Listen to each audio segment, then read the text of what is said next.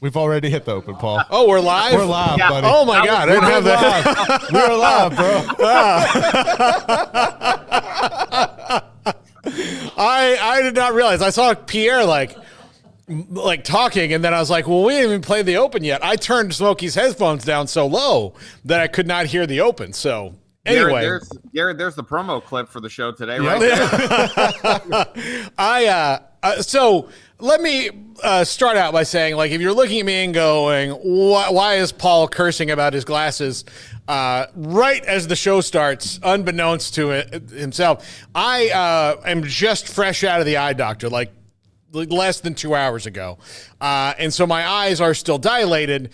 And usually the last time I went to the eye doctor, I did not do triple option because I pushed until I can't do anything until then. But today is the day of the national championship game. I'm not going to skip the show today, in spite of, like my minor affliction here. It doesn't hurt except for the lights in the studio, which don't bother me ever, all of a sudden are like, Pierre, you know this, they're right on you. They're bright. Yeah. And when you have your eyes dilated, it's bad. So it's either young Joe Biden, Iceman, whatever here, douchebag podcaster, or it was this. There it is. There it is. Hold on. Man. There we go. Or it's that. Wow. And jeez. I mean, actually, I can see a little bit better with these than I can the Ray-Bans, but I'm not doing this. You could trade them off. Like, I think you could spend the first half hour in one and the second half hour in the other. Yeah, no, I think I'm gonna go back. What's more bothersome, the lights or the fact that Florida is playing for the national championship? I mean, that might be like, I'm sure that's like the theory is like, oh, the eyes dilated. He probably cried his eyes out. Now, Pierre, I picked this exact game for the final. Did you? Okay. And I picked Florida to win because here's why. And this is dumb. I know there's no real logic behind this. It is just me putting, the dominoes in a line so that I was trying to explain this to Amanda the other night. So look, Florida's really good. And I knew they'd probably be here. I really did. And they got a good draw. And they played a ton, like almost all their games were close and they kept winning because they're so deep. And Walter Clayton Jr. is just an assassin. And I was like, man, you got a guy like that. It's just, he's on like a Kemba Walker like run right now, even though his whole season's been like this, not just the last month like Kemba Walker's was. But if I'm going to pay $50 or whatever into a pool and my brain is telling me that the two best teams are Houston and a team that I abjectly hate with every speck of my DNA, that even if I want Houston to win, which I very much do, I need to pick Florida. That way I don't think I'm going to win the money anyway, but I could. And then that would make me feel better if Florida wins, or if Florida loses, it's a worthy investment to be wrong. Yeah, absolutely. It's a win-win situation for you. Absolutely. You're hedging your emotional bet, so to speak. Yes, exactly. My wife, who's not a gambler, I'm not a gambler. Pierre, you are. Yes. So you don't understand these things. You understand the hedge. That's what I'm doing. Yeah. It's a hedge either way. So, I win nothing except the satisfaction of watching Florida lose. Right. And even though they're really good and they'll be really good for a long time, and the coach that they would have had to like worry about losing to a program who's like slightly more blue blood than them, like Todd Golden, when Bill Self retires, would have been probably the top choice at Kansas. And even though Florida's got a great basketball program and a ton of money and all that, you take the Kansas job over a lot of jobs, right? Sure. Sure. So like those kind of jobs open up, you just go get them. Right. I mean, if Hubert Davis suddenly is kind of in trouble at North Carolina, that would make a ton of sense for me. Yeah.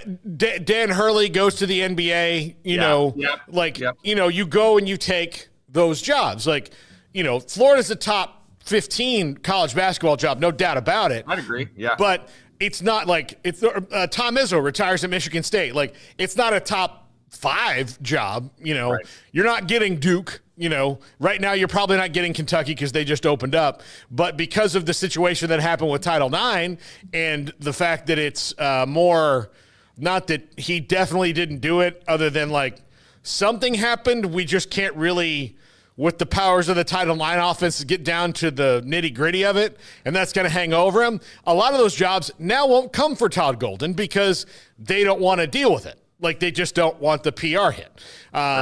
And he's an excellent coach, but that's going to hang over his head for a little while. And every time I look at myself in the monitor, I honestly want to do the show from under the table. I really do. I really do. But, I mean, look, we're here, and we'll just lean into the bit. I think it adds a little extra spice to the show. Yeah. There's only one dude who can, there's only certain types of people who can wear their sunglasses inside. It's Jack Nicholson and, 6 rock stars. Yeah. Mick Jagger, maybe, like those Steven Tyler. Yeah. Steven Tyler, you kind of want to. Yeah, 100%. Yeah. But yes. yeah, so because of all that, so he's going to be there a while and they're going to win. They're going to win. They're going to win a lot. So I just want to make sure that when they get close like this, that they get right up against the cup and then miss the putt. That's that to me is maybe more enjoyable, because Florida State will never, I don't think will ever in my lifetime, be at this level of basketball. I don't know, but there's no evidence to the contrary that they care about that sport enough.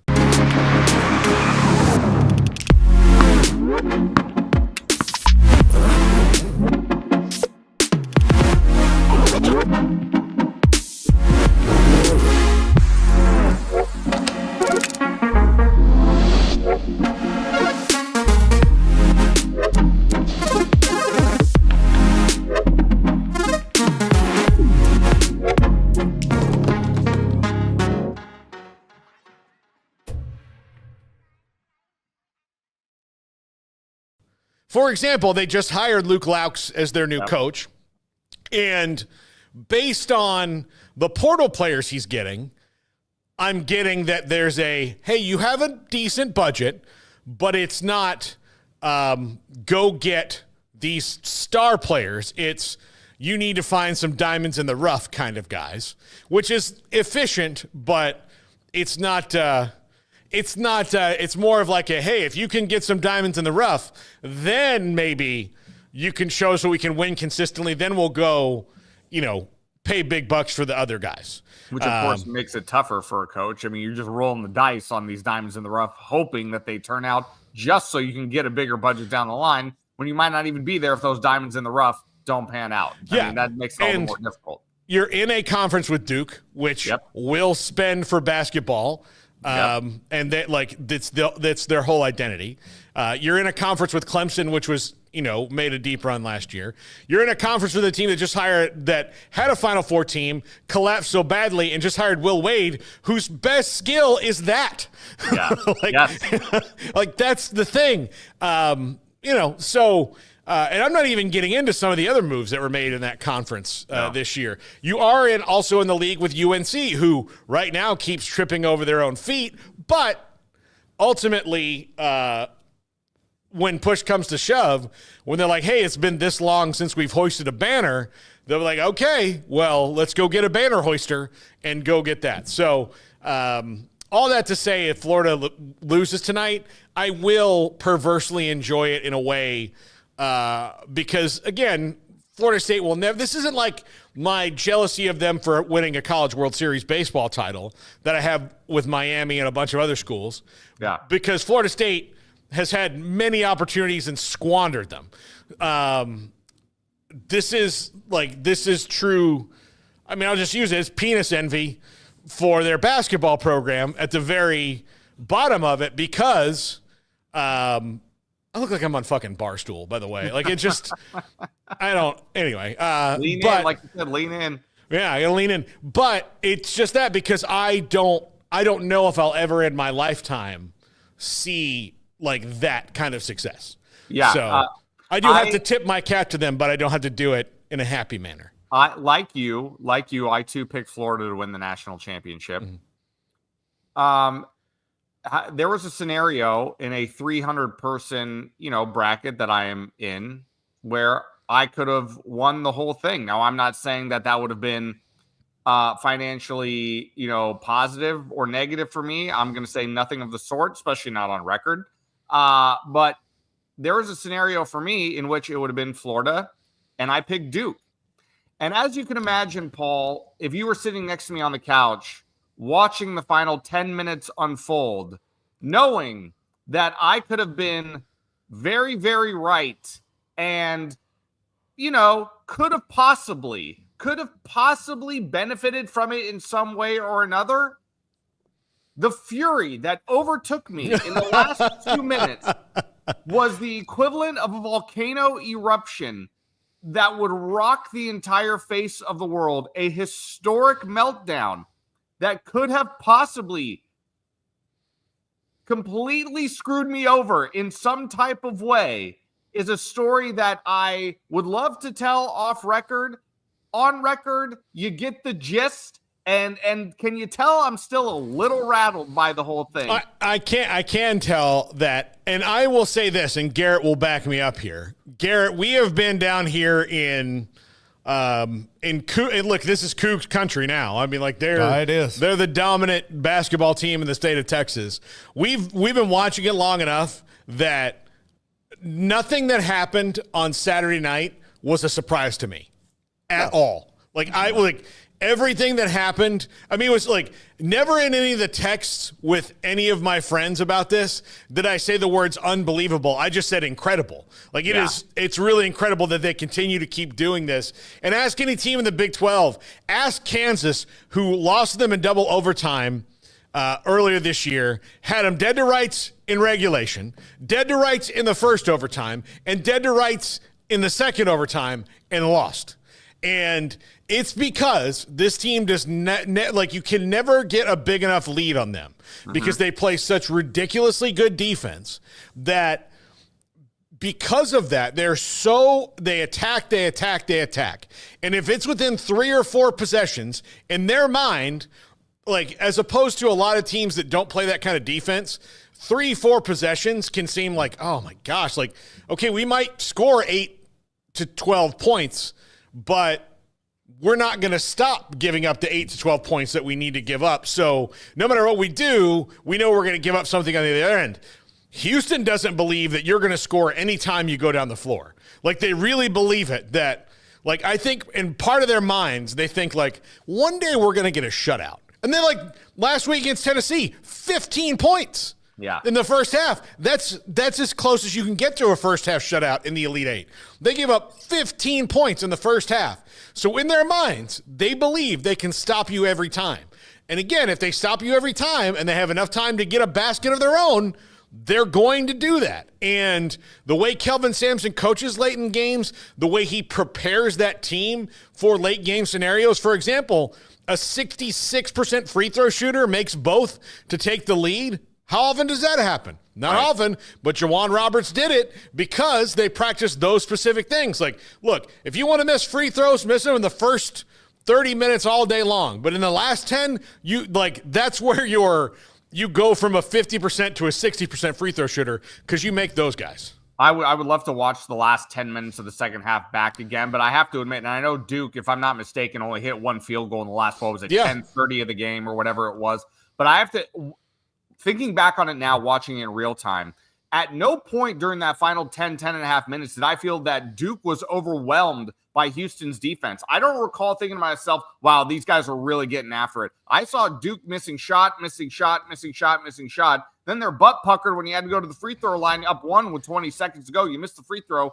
The over-the-back call and Cooper flag, I don't know. I don't feel like it affected the game. I feel like I didn't have a problem with the call. Could it have passed? Maybe. But I didn't have an issue with the call. I know some people were crying about that after the game.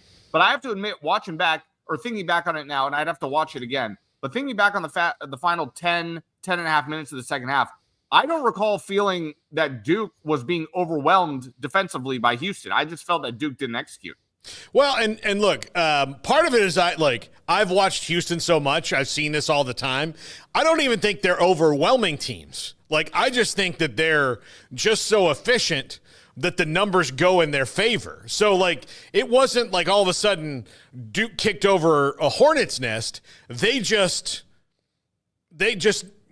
Houston just made a play and then did another one. It just stacked it up. It wasn't like when teams like all of a sudden go to a press and it works. Yeah. It's just like, okay, got to stop here. Emmanuel Sharp finally hits a three. Okay, that's a big one. Okay, he had made a three all game long. Right. That's a big one. Okay, then, Duke has another miss. You get that rebound. You may go down and miss. They have another miss. You get that rebound. Duke's not offensive rebounding anymore. So it's just those little in football, they call them like hidden yardage things for special teams and penalties. That's like the basketball hidden yardage. Like, oh, well, okay, you didn't score in this possession, but Duke missed 3 shots. Right. Like they did get rebounds, but they didn't make any of their shots, and they kind of wasted the opportunity to kill whatever run you were on. And then, okay, you go down, you make a shot. All of a sudden, you're not down by 12 anymore. You're down by 6. And you're like, oh, well, this is now a point where we make 2 big threes. This game's tied. And then they just they just keep on like it, and like chopping wood is not even the thing because like it's like they're just the 2 dudes like sawing back and forth. You're rowing. They're rowing like back and forth. Like PJ Fleck. Yeah, and then just like, dude, yeah. And then they're just like, oh my God. Like, the other team's there, just like, hey, we got it. And then all of a sudden Houston's like, oh. And then they're sitting there like, well, that one call. And you're like, well, Duke, take it from someone who had the actual, I will tell you, of everybody in Reliant Stadium that night, I had the absolute best view of Quincy Acey taking a block, not giving a charge, because where you sit, as you know, when you're doing basketball on press row at the football stadium is you are sunk in. Right. Quincy Acey and Zubek's feet were at my right 6 feet in front of me. Yeah. Right here. Literal eye level. I would have been like, hey, no, but this is before replay. I'd be like, guys, come over here. No. Which game was that? That was the Elite 8 game, Baylor and Duke, where it would have been Zubek's 5th foul. They called a charge on Quincy Acey on a made basket. Then Duke went down, missed a 3. Zubek tipped it out. They made a 3, went on a run, won the game. And then, if you remember, in the championship game, the same guy, Zubek, essentially mauled Gordon Hayward on 2 plays at the end of the game, and Butler lost to that Duke team because apparently there was some sort of edict that Zubek does not get his 5th foul.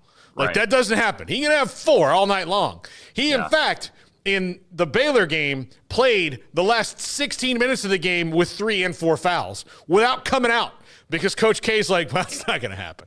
They're not going to give him his 5th foul. So, and that's just one instance, and I'm sure that if I went all over the ACC – and I went all over the country to teams that have lost to Duke in close games. And Duke's like, yeah, but we just got it over the back on Cooper Flag. They'd be like, oh, you're mad about a bad call? Yeah. Okay. Welcome to the therapy group, asshole. I mean, at the same time, too, I don't even, like I said, I don't even think it was a bad call. I would be, to be honest, I've never been a Duke hater. There's so many Duke haters out in the world that it almost feels like, cool to be the Duke. It's not like I have anything. I have no ties to Duke. I have no affiliation with Duke. I just was never a Duke hater. I actually always appreciated the greatness that I saw from Duke, if I'm being perfectly honest. But after what they just did to me personally on Saturday, I may join that Duke hating bandwagon for the rest of my life because I am that incensed. It is. They have cost me so dearly in my heart, Paul. In your heart. In your heart. In my heart. Yeah. Which is, as you know, is a bountiful object, you know? So the fact that you stole my joy, I mean, you got a culture of joy out in Waco. My joy was stolen from me at the hands of Duke and Cooper Flag. And I will never, ever, ever for the rest of my days root for Cooper Flagg, root for Duke. That is how upset I am today. Yeah. I actually, look, as a person who's been in the same conference with Duke at FSU and watched them just maul them most of the time, I'm just have Duke exhaustion. It's not hate. It's just like. I understand. It's like these guys again. Like, yeah. All right. I get it. Yeah. Like, and then like when they were complaining about the White Lotus, I was like, hey, guys. Just be happy to be included in such a prestige show. Right. Piper, no. Anyway. Did you watch the finish, by the way? Oh, yeah, buddy. Yeah. All my theories were correct except who the body was. I kind of thought that was going to be somebody else, like more random, but no, it kind of made sense. My favorite fan reaction from the entire series was at the very end when the family looks at their phones and they had realized that Duke blew a 9-point lead. That was the best thing I saw on the web. I was like, yep, that's fantastic. That's fantastic. I want to talk about, and Pierre, I'm not sure if you've seen it yet, but Baylor lost their point guard today, Rob Wright, a week after the portal opened, and this is the guy they were building their team around for next year. He decided to enter the portal today. No word on if he has any intent on considering coming back. I don't think that's likely at this point. It would be great because they obviously, had they known he was going to leave a week ago, they could have entertained some point guards to replace him. Now they're kind of a week behind things, and there's some of the better guys are off the board because of the mad dash of the portal to get in before today's House settlement hearing. But I want to talk about that. But before we go to break, Pierre, you were not here last week because you were in Sacramento, correct? Correct, yes. And while you were in the capital of California, you got to see our friend, our third amigo, Nicky Lorenzo. I did. Yes. I'm assuming because I was not invited, and I'm not mad about that at all. I'm a little envious because it was an opportunity to get the band back together. Yeah. And I think when I saw that picture, I'm like, listen, I understand. I even told Nicky advice hey, only invite don't worry about offending anybody. Most people won't be mad that they have to come out to things. Don't worry about it and I'll give you the same advice. Invite who you really want to be there and don't pay for you're paying for everybody's spending money to go to this thing. Yeah. If you don't invite me, thanks. I mean, sure, it would have been fun to go, but we're making this pledge to one another. You get a double whammy because Sacramento's your hometown, so it makes sense to invite you. I lived in Rockland, California for a year when I was 5, so that's my last. I don't think you ever told me that. That's news to me. I don't know if you've ever told me that before. You know what was the coolest part about living in Rockland was my neighbor's father was George Lucas's college roommate. What? Yes. What? Yeah. Wow. Yeah. Wow. And and so they would go he brought me. I don't know where it is. I've got it in storage somewhere, but it's an original sticker that they brought me back from Skywalker Ranch when they went up there one time for just and this was in 1985. So Return of the Jedi had just come out a couple years before, and he was just at that point working on Indiana Jones movies, I guess. Wow. And so they I was and then we laughed and I was like, man, of all the kids that I wish I could still be friends with, it's the one who whose dad is George Lucas's, when he's man, it's just the pressure's killing me on this. It's just so much pressure to get this done. Golly, Frank, I just need to talk to you, and that was them. And they would go up to Skywalker Ranch. And here's how we found that. My mom told me this. I was like, how do you find that out? Because that's something people, sometimes you don't say, especially in 1985, you're going to say oh yeah, the most popular movie ever. Yeah, that guy's my best friend. You don't say that. If you're really his best friend, you don't care. Right. But for sure. My birthday party that year was Star Wars themed, the cake and everything else. And so they're like, oh, hey, next time we go up there, we'll bring him back a little something that he can have. And my mom was like, oh, yeah. And I'd so then I remember the story was vague to me until a few years ago when I saw the little sticker they gave me. And I said, hey, what's the story of this? Oh, yeah, it was his college roommate. And I'm like, What? How many dorky kids did you put me in a friggin' sandbox with? And then this one. Yeah. This one's got the keys to the force, and I'm just sitting here. But, yeah, so that's unbelievable. Honestly. But yeah, wow. But I do think that you guys missed out. So for not us, the three of us getting back together again. I agree. We need to get Nikki on this podcast and razz her about it. I would love that. And she would have a blast. I am going to punish her by sending in a bunch of fake questions to Inside California Politics that trying to get one on the air. Yes. Oh, that's a great one. We got to think of one. We'll come up with some stuff. I'm gonna flood the inbox with a bunch of different ones. I'll create different Gmail addresses. Okay. So that this gets done. And I know that she doesn't watch this podcast unless we send it to her. Correct. So because she's very busy. So we're going to do that, and hopefully we can get that clipped on Inside California Politics. It'll be your own personal Baba Booey moment. It will. Yeah. But for you, I have a mission for you. Yes. Okay. For the next month, each Monday, I'm going to give you a Seinfeld line that is going to be hard to work in. We haven't done this in a while. Okay. But you are a master at this. Okay. So if I can ask you to ask your producer to clip it when you say it, and then we'll play it on the show. Okay. So that people can see it. But your line this week is, "You're not Penske material." Got it. That's a hard one to slip in. The thing for me too is like I don't anchor every night, so like whatever I'm reporting on, I'm gonna have to get creative. I have the whole week, right? You have a whole week. Look, you have as much time as it takes to get you. Like I'm gonna give you 4 lines to get in.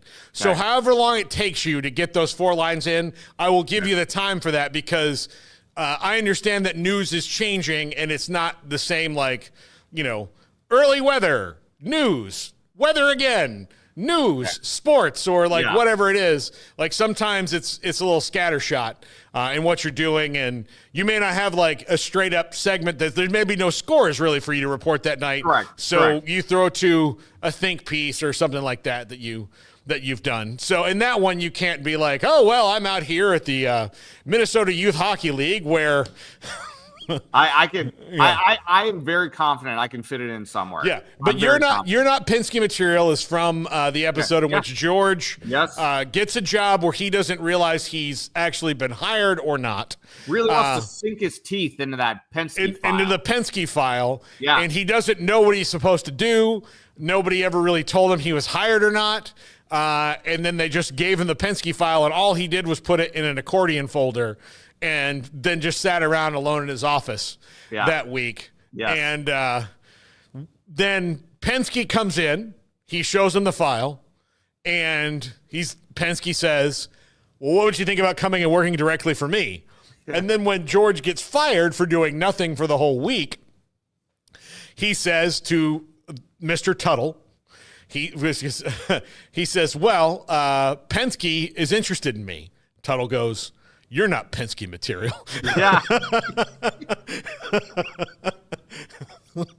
I think George put crackers too in his briefcase. No, that was Kramer. Kramer put the crackers in his briefcase. Yes, when he was fake working for a company as well. Yeah. He just wound up in there and he was really busting his hump over those reports. And Jerry's like, and chicken, which was in fact for 2. Yeah. He had ulcers. It's killing you. He's ulcers. Us. Yeah, that was Bizarro Jerry World. Yes. Bizarro Jerry World. Yeah. So yes, that's the one I want first. You're not Penske material. Got it. And Thanks. I've thought of some like basic things that would be easy for it to get in.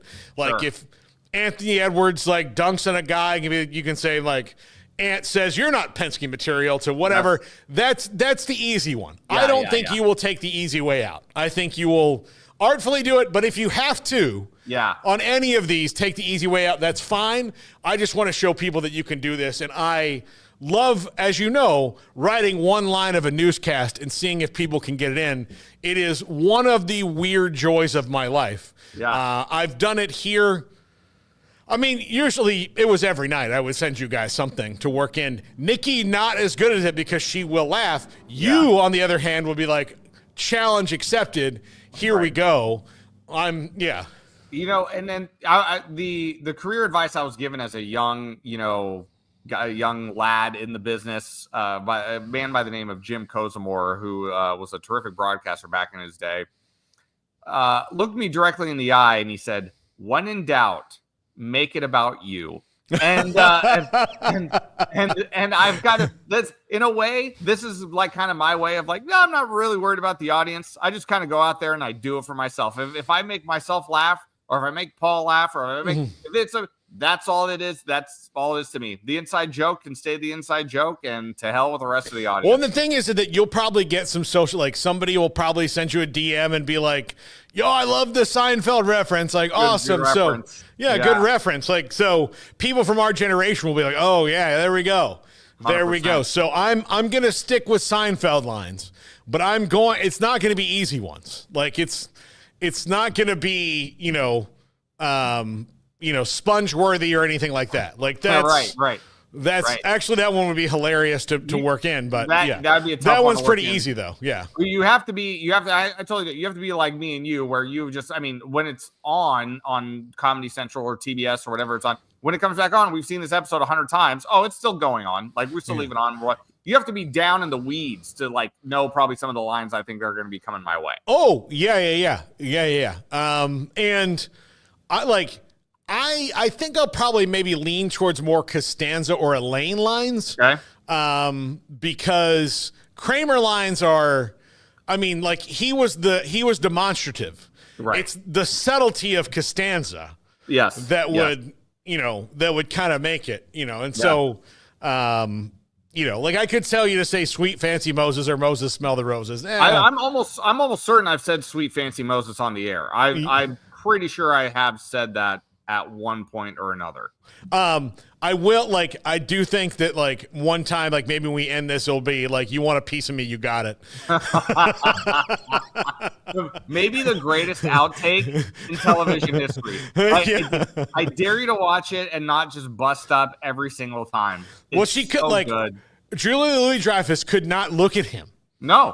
She was like, "You saying you want a piece of me?" And then it's over. The other one for me too was when he's in bed with George and it's all quiet and he's got a plate of food. And Kasha? And then Jason Alexander loses it. That one gets me every time too. Yeah. It's so good. Yeah. No, I'm a huge Ben Stiller fan. Mm-hmm. And to hear Ben Stiller talk about his dad and the way he was just so effortless to doing those things is, and they, his mom and dad, they were both hilarious. And Stiller and Mira in the 50s and 60s were doing these party albums, these comedy albums that were just unbelievable.